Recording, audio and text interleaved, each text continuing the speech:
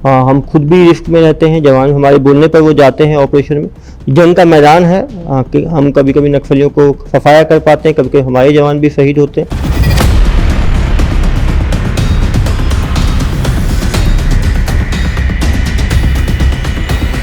Chhattisgarh Maharashtra border, Chhattisgarh Orissa border में बहुत सारे कैंप्स लगे हैं, जिससे कि इनका इंटर स्टेट मूवमेंट पूरी तरह से ब्लॉक हो गया है। इनको दवाइयों की रसद की कमी हो रही है।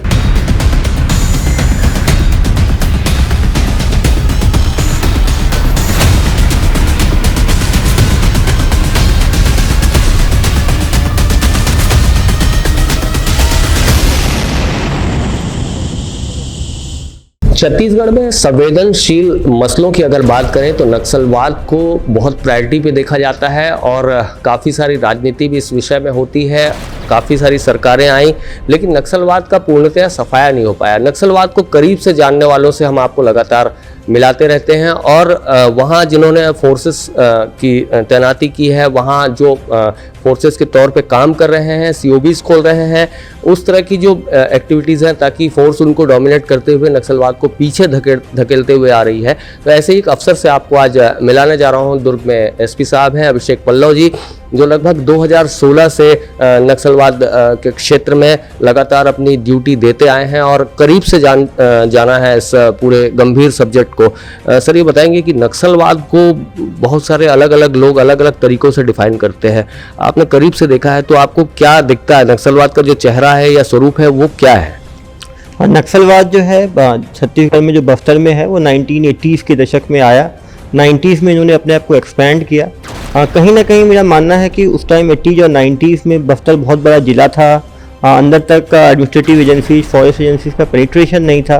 तो शुरू में नक्सलियों ने आके उनकी भाषा सीखी, नाचना गाना, उनके साथ उनकी दुखों में शेयर करना, और उन्होंने उनके लिए छोटी छोटी चीज़ें जैसे कि फॉरेस्ट वालों से लड़ना, प्रशासन से लड़ना, तो इससे कहीं ना कहीं उन्होंने ग्रामीणों का विश्वास जीता।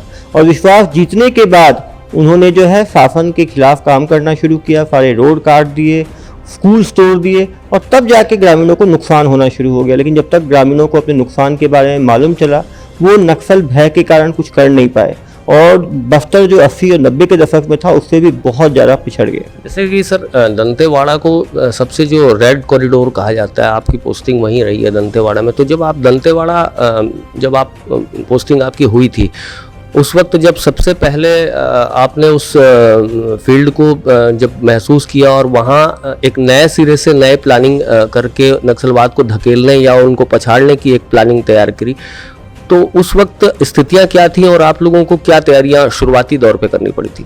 2016 से 22 देखेंगे, 6 वर्षों में दंतेवाड़ा में बहुत ज़्यादा सुधार आया। हमने 20 से ज़्यादा सुरक्षा कैंप खोले। वहाँ जाने के बाद मैंने वहाँ की लोकल भाषा सीखी। वहाँ पे 100 से ज़्यादा मेडिकल कैंप किए, जिससे कि ग्रामीणों को पुलिस से जोड़ा जा सके। एक समय था 2016 में जब पुलिस अंदर जाती थी तो पुलिस को देख के ग्रामीण भागा करते थे, गांव के गांव खाली हो जाया करते थे। हमने विश्वास, विकास और सुरक्षा की नीति पे काम करना शुरू किया, ग्रामीणों का विश्वास जीता। जो एडमिनिस्ट्रेटिव मशीनरी थी वहाँ पे, उनका PDF कार्ड, उनका राशन कार्ड, उनका आधार कार्ड, बैंक अकाउंट, प्रशासन की मदद से जो प्रशासनिक अमला है उसको अंदर लेकर गए। वहाँ बोरवेल खुदे, टूटे हुए स्कूल्स दोबारा खोले गए। जहाँ पे डॉक्टर्स नहीं आते थे वो सब हेल्थ सेंटर, PHC फंक्शनल हुए। यही कारण है कि जब ग्रामीणों को ऐसा लगने लगेगा कि पुलिस उनके लिए है, उनके लोगों की है। जब मैं दंतेवाड़ा में गया था तो बहुत कम लोग दंतेवाड़ा के लोकल लोग पुलिस में भर्ती थे। जब मैं आने लगा तो करीब 200 से 250 लोकल लड़के पुलिस के साथ जुड़ गए थे। आपने एक चर्चा से पहले कॉरिडोर की भी बात करी थी। 3 तरह के कॉरिडोर आप लोग चयनित करते थे, जिसमें कम संवेदनशील इलाके, उसके बाद अति संवेदनशील इलाके, वो थोड़ा सा बताएं। हम लोगों ने वहाँ पे पहली बार किसी भी नक्सल एरिया में सर्वे करवाया, ग्राम पंचायत वार सर्वे करवाया। कौन से एरिया रेड एरिया है, कौन ऑरेंज है, कौन ग्रीन है। जहाँ पर सामान्य प्रशासनिक अमला जा सकता है वो ग्रीन जोन था। ऑरेंज जोन जहाँ पे पुलिस की मदद की आवश्यकता है जाने के लिए, और रेड जोन जहाँ पे केवल ऑपरेशंस के लिए फोर्स जा सकती है। हमने तीनों के लिए प्रशासन के साथ बैठ के, जिला प्रशासन के साथ एक अपना प्लान बनाया कि कैसे तीनों को हमें हैंडल करना है। और मुझे बहुत खुशी हुई कि जब मैं आते आते ग्रीन जोन जो पहले करीब 30-35% था वो बढ़ के 65-70% हो गया था, और रेड एरिया बहुत ही छोटा सिकुड़ के 5 से 10% बचा था, जो भी आने वाले समय में ख़त्म हो जाएगा। जरूरी है कि एक प्रॉपर इंटरवेंशन हो सभी ग्रामीणों की हम प्रॉब्लम समझें और उनको मुख्य धारा में लाने की कोशिश करें। जैसे कि जो भी ऑपरेंडी है सर, उसमें बड़ा कैडर इन्वॉल्वमेंट उनकी रहती है, तो कई जगहों में अलग अलग तथ्य आते हैं। कई कहते हैं कि तेलंगाना से मेन हैंडलर्स काम करते हैं, कई कहते हैं कि छत्तीसगढ़ में भी बड़े हैंडलर्स हैं जो सारी चीज़ों को ऑपरेट करते हैं, जो मोटस ऑपरेंडी तैयार करते हैं सारा विषय। तो ये इसमें क्या सच्चाई है सर? उसमें जो बड़ा कैडर है और जो बड़े नक्सल कमांडर हैं वो लोग क्यों ट्रेस नहीं हो पाते? बहुत समय से संघर्ष जारी है। हाँ, बड़े माओवादिस्ट कैडर जो है उनके सेंट्रल कमेटी के मेंबर, स्पेशल जोनल कमेटी के मेंबर, वो ज़्यादातर अबुझमाड़ और दक्षिण बस्तर डिवीजन में रहते हैं, क्योंकि वो बहुत ही बड़ा इलाका है अबुझमाड़ का, जहाँ पे करीब फोर्स की पेनिट्रेशन बहुत कम है, काफ़ी कम डिप्लॉयमेंट है। अभी हमारी कोशिश है कि दक्षिण बस्तर और पश्चिम बस्तर, बीजापुर और सुकमा में और नारायणपुर में अंदर अंदर हम कैंप खोल पाएँ, जिससे कि हम उनके कोर एरिया के नज़दीक जा पाएँ। पिछले 3 साल में करीब 30 से ज़्यादा कैंप्स खोले जा चुके हैं कोर एरियाज में, क्योंकि उनका बड़ा कार्डर ज़्यादातर वयोवृद्ध हो गया है, वो बहुत ज़्यादा घूम नहीं पाता इधर उधर से। सबसे बड़ी प्रॉब्लम यह है कि सीनियर कार्डर्स के पास फोटोग्राफ्स नहीं है, आइडेंटिटी नहीं है, तो जो फोटोग्राफ्स हैं भी वो 20-25 साल पुराने हैं, तो काफ़ी बार वो निकल जाते हैं, तो हमें जानकारी नहीं मिल पाती है। निश्चित रूप से जैसे जैसे फोर्स का पेनिट्रेशन बढ़ रहा है, आसूचना बढ़ रही है, हमें उम्मीद है कि आने वाले समय में हम बड़े कार्डर्स को भी गिरफ्तार कर पाएंगे, एनकाउंटर में उनको मार गिरा पाएंगे। नक्सलियों की जो एक मजबूती है वो एक स्थानीय पकड़ बना के रखते हैं। दूसरा, उनके जो वेपनाइज्ड सिस्टम जो अभी अपग्रेड हो रहे हैं लगातार। पहले तो ये सुनने को मिलता था कि अमोनियम नाइट्रेट वगैरह से कुछ घटनाएं ऐसी भी हुई जिनमें RDX तक का इस्तेमाल भी हुआ, एंटी लैंडमाइन व्हीकल तक को सबोटाज कर दिया जाता है। तो इन सब घटनाओं को देखते हुए सर, कहीं ना कहीं जो फंड सप्लायर हैं, उनको जो फंड दे रहे हैं, या फिर जो वेपन सप्लायर हैं, या इस तरह से जो एक इनकी ग्रोथ हो रही है, जो टेक्नोलॉजी के नाम पे भी वायरलेस सेट ये लोग यूज़ करते हैं, कई कैमरेज यूज़ करते हैं, हर ऑपरेंडी की वीडियोग्राफी करते हैं, तो एक वेल सिस्टमाइज तरीके से ये लोग जो प्लान कर रहे हैं वो सर क्या है, उसके बारे में थोड़ा बताएं। नक्सलियों की फंडिंग तो मेनली वसूली से ही है। वो जो नॉर्थ ईस्ट के माओवादी हैं, नेपाल के माओवादी हैं, तेलंगाना के माओवादी हैं, निश्चित रूप से आपस में थोड़ा संपर्क उनका रहता है। वेपनरी भी, ज़्यादातर वेपनरी अभी तक लूटे हुए वेपनरी की बात सामने आ रही है, लेकिन एम्युनिशन हो सकता है कहीं बाहर से भी आ रहा हो। जैसा आपने RDX की बात की, अभी तक ज़्यादातर जो उन्होंने ब्लास्ट किया है वो एमोनियम नाइट्रेट, जो कि पत्थर तोड़ने के लिए, जो ब्लास्टिंग के लिए यूज होता है, उसी के पिल्फरेज से उनके द्वारा यूज़ किया गया। जेलेटिन काफ़ी ज़्यादा जो है लूटा था NMDC में 2008 में, करीब 20 टन जेलेटिन लूटा था। वो जेलेटिन अभी भी वो इस्तेमाल कर रहे हैं। जहाँ तक फंडिंग की बात है, NIA भी के साथ भी जो छत्तीसगढ़ पुलिस है, लगातार हम कोऑर्डिनेट कर रहे हैं, बड़े बड़े छापे मारे जा रहे हैं। और उनका जो अर्बन थिंक टैंक है, जो इनके अर्बन सिंपथाइजर्स हैं, सपोर्टर्स हैं, उन पर भी नज़र रखी जा रही है। काफ़ी सारे सेंट्रल कमेटी मेंबर्स झारखंड में पकड़े गए हैं, 3 से 4 CC मेंबर पिछले 2 साल में पकड़े गए हैं। हमारे अब ये CC कार्डर पे इनके वयोवृद्ध होते जा रहे हैं। 2 से 3 CC कार्डर पिछले 1 वर्ष में बीमारियों से मर चुके हैं। हमने उनकी सप्लाई लाइन को चोक करने की काफ़ी कोशिश की है। तेलंगाना छत्तीसगढ़ बॉर्डर और छत्तीसगढ़ महाराष्ट्र बॉर्डर, छत्तीसगढ़ उड़ीसा बॉर्डर में बहुत सारे कैंप्स लगे हैं, जिससे कि इनका इंटर स्टेट मूवमेंट पूरी तरह से ब्लॉक हो गया है। इनको दवाइयों की, रसद की कमी हो रही है। लेकिन क्योंकि दक्षिण बस्तर में अभी भी जो उनका बटालियन नंबर 1 है हिडमा के नेतृत्व में, उसमें करीब 150 लड़ाके हैं। वहाँ पे आम नक्सलियों की संख्या अभी भी करीब 500 से 600 के करीब है, जो कि धोखे से छिप के पुलिस फोर्स पे हमला करते हैं, पैरामिलिट्री फोर्स को नुकसान पहुँचाते हैं। तो एक सुनियोजित तरीके से पुलिस फोर्स कैंप्स लगा के, COBs लगा के हम आगे बढ़ रहे हैं, और मुझे भरोसा है कि आने वाले 3 से 4 वर्षों में हम नक्सलियों को पूरी तरह से। एक सवाल सभी के मन में आता है सर, जैसे टेक्नोलॉजी में इंडिया लगातार ग्रोथ कर रहा है, हम चांद पे भी जा रहे हैं, लेकिन आज ये है कि जो इंटेलिजेंस इनपुट हैं, जो आप लोगों को वहाँ से मिलते रहे होंगे, आप जब उस समय आप भी रहे हैं, और भी बहुत सारे अफसर हैं वहाँ, जवान हैं, तो इंटेलिजेंस का एक जो पैटर्न है वो जो हमारे साथ कोलैब होकर चलता है, उससे जो आप लोग को सहारा मिलना चाहिए, क्या वो प्रॉपर नहीं मिल पाता? कि आप जैसे आप ही कह रहे हैं कि अभी 150, 200 या 500 की उनकी संख्या है, नफरी है, तो ये इसको डोमिनेट क्यों नहीं, उनका एरिया लोकेट करना क्यों आसान? टेक्नोलॉजी से कहीं कुछ कमी होती है? दक्षिण बस्तर जो सुकमा और बीजापुर का इलाका है, वहाँ पे काफ़ी सारी नदियाँ, पहाड़, पठार हैं। अभी भी कुछ इलाकों में जो उनके कोर एरियाज हैं, जिन्हें हमने सड़कें काट दी हैं, ग्रामीण अभी भी काफ़ी उनसे जुड़े हुए हैं। फोर्स के निकलते ही काफ़ी वहाँ मिलिशिया काडर होते हैं जो ग्रामीण को नक्सली दबाव में संतरी के रूप में रखते हैं। फोर्स के निकलते ही वो फोर्स की पूरी लोकेशन आउट कर देते हैं। हमारे पास लोकेशन रहता भी है, अब क्योंकि संतरी बिना वेपन के रहते हैं, खाली हाथ रहते हैं, ग्रामीण वेशभूषा में रहते हैं, तो पुलिस फोर्स को इसका भी ध्यान देना होता है कि कुछ नक्सली भाग जाए कोई बात नहीं, ग्रामीणों को कोई कैजुअल्टी नहीं होनी चाहिए, मिलिशिया छोटे काडर को कोई कैजुअल्टी नहीं होनी चाहिए, क्योंकि ग्रामीण मिलिशिया काडर को ग्रामीण नहीं मानते हैं, तो उनके मरने के बाद काफ़ी सारा गांव का माहौल ख़राब होता है। इसीलिए सुरक्षा बलों की ये पूरी मंशा रहती है कि हम अच्छे क्वालिटी नक्सली मारें।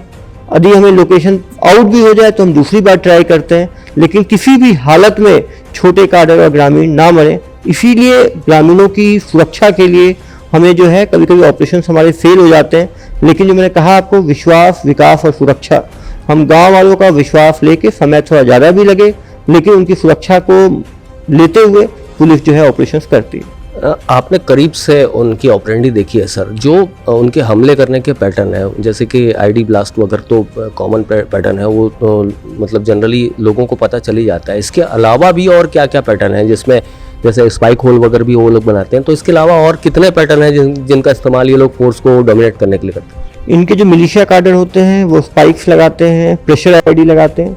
जो बड़े काडर्स हैं वो फॉक्स होल खोद के 10 किलो से ऊपर के आईडी लगाते हैं, जैसे कि पुलिस की गाड़ियाँ, पुलिस के अधिकारीगण जो एंटी लैंड माइन उसको टारगेट करते हैं। और सबसे बड़ा उनका जो हथियार है एम्बुश का हथियार है।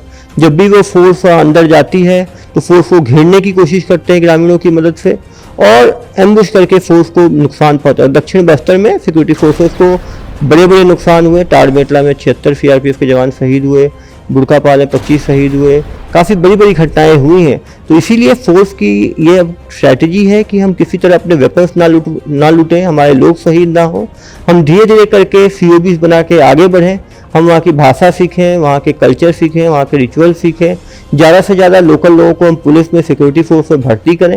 यही कारण है कि अभी जो बस्तर टाइगर्स की भर्ती हो रही है, जिसमें 2100 लोकल युवाओं को भर्ती किया जा रहा है। सीआरपीएफ में भी अभी दोबारा हर दक्षिण बस्तर, सुकमा, बीजापुर, दंतेवाड़ा से 300 लोकल लड़कों की भर्ती होनी है। वहाँ बस्तरिया बटालियन सीआरपीएफ की आए। जब तक हम ग्रामीणों को अपने साथ नहीं जोड़ेंगे, युवकों को अपने साथ नहीं जोड़ेंगे, उनको नक्सलवाद के नुकसान के बारे में नहीं बताएंगे और धीरे धीरे करके हम आगे बढ़ेंगे, तभी नक्सलवाद का सफाया किया जा सकता है। एक अंतिम सवाल और बड़ा सवाल है सर, जो नक्सल काडर है, ये बड़े जो ऑपरेंडी है, उनके सफाये के लिए अगर आप अपना कोई सुझाव दें, जो आपका तजुर्बा कहता है इतने सालों का, वो क्या हो सकता है? और आप एक संवेदनशील इंसान भी हैं, जो हमने आपकी वीडियोस देखी, उसमें दर्शकों ने भी, कई लोगों ने यूट्यूब पे देखा होगा कि जब कुछ जवान शहीद हुए थे तो उस वक्त आप मीडिया को बाइट देते समय आपकी आंखों में आंसू भी आ गए थे। तो जब कोई जवान शहीद होता है तब क्या फील होता है सर, मन पे कैसा एक भाव आता है? और इनको अगर सफाई की बात करती है सरकार, पुलिस डिपार्टमेंट या जो पैरामिलिट्री फोर्स है, तो इसका एक रास्ता क्या हो सकता है? जब भी कोई जवान शहीद होता है, ये एक कमांडर के लिए बहुत ही दुख का समय होता है। हाँ, हम खुद भी रिस्क में रहते हैं, जवान हमारे बोलने पर वो जाते हैं ऑपरेशन में। जंग का मैदान है, हम कभी कभी नक्सलियों को सफाया कर पाते हैं, कभी कभी हमारे जवान भी शहीद होते हैं। हमारी कोशिश होती है कि हम उनको प्रॉपर ब्रीफ करके भेजें, प्रॉपर प्लानिंग के साथ जाएं, अच्छा इंट को डबल क्रॉस करें, जिससे कि किसी भी हाल में अपनी फोर्स का नुकसान ना हो। जहाँ तक नक्सलियों के सफाई की बात है, हम लगातार आगे बढ़ रहे हैं। ज़रूरत है कि जो लड़के अभी भर्ती हो रहे हैं बस्तर टाइगर्स में, उनको हम स्पेशल ट्रेनिंग दें, ग्रेहाउंड के साथ दें, C60 के साथ दें, नागालैंड में आर्मी के साथ ट्रेन करें। उनको हम इस तरह का कमांडो बनाएं कि वो जब भी नक्सलियों से लड़ें, हम एम्बुश में, जब भी नक्सली एम्बुश लगाएं, हम उस एम्बुश को तोड़ पाएँ, हम नक्सलियों को सफाएँ और उनका सफाया करें। जिस दिन हम अच्छे क्वालिटी नक्सली, वर्दीधारी नक्सलियों को अच्छे ऑटोमेटिक वेपन के साथ सफाया करना शुरू कर देंगे, लोगों के अंदर एक भरोसा आ जाएगा कि सिक्योरिटी फोर्स नक्सलियों को ख़त्म कर सकती है, तो हमारा आसूचना भी बढ़ेगा। हम लोकल लड़कों को भर्ती करेंगे, जब वहाँ ट्रेन जानेंगे, उनकी भाषा जानेंगे, उनका कल्चर जानेंगे, जब लोगों को लगेगा कि हमारे लड़के पुलिस में ज़्यादा हैं, नक्सली में कम है, निश्चित रूप से गाँव के गाँव हमसे आके जुड़ेंगे। जो हमारा डेवलपमेंट का मॉडल है वो नीचे तक पहुँच पाए, वो गांव वाले में बोरवेल हो पाए, गांव में रोड बन पाए, गांव में PDS बन पाए, गांव वाले बैंक्स का इस्तेमाल कर पाएँ। विकास और इफेक्टिव नक्सल ऑपरेशन दोनों यदि साथ साथ चलेगा गाड़ी के दो पहिए की तरह, तो निश्चित रूप से नक्सलवाद का सफाया संभव है और जल्दी संभव है। तो ये एक तजुर्बेकार पुलिसमैन की राय है। साफ तौर पर विकास और जिस तरह से डोमिनेट करने की बात है, जो नक्सलवाद को डोमिनेट करने के लिए साफ तौर पर ये राय आ रही है कि जो बड़े कमांडर्स हैं या बड़े लेवल पे जो नक्सलवाद का समर्थन करते हैं और बहुत बड़ी प्लानिंग के तहत इन सारी घटनाओं को अंजाम देते हैं, उनके सफाई की ज़रूरत है। तो ऐसे ही हम आपको लोगों से मिलवाते रहेंगे जो तरह की जो सिचुएशंस हैं उनका लगातार सामना करते आए हैं। अभिषेक पल्लव साहब इस वक्त दुर्ग में एसपी हैं, लेकिन नक्सलवादी क्षेत्रों में कई सालों तक उन्होंने अपनी ड्यूटीज़ दी हैं और न सिर्फ ऑफिस में बैठ के ड्यूटी दी है, बल्कि नक्सलवाद को जंगलों के बीच रहकर, जवानों के बीच रहकर भी अपने कर्तव्यों को पूरी तरह से निभाया है। नेशनल फर्स्ट एबीके न्यूज़ के लिए छत्तीसगढ़ के दुर्ग जिले से मैं हूं शशिकांत तिवारी।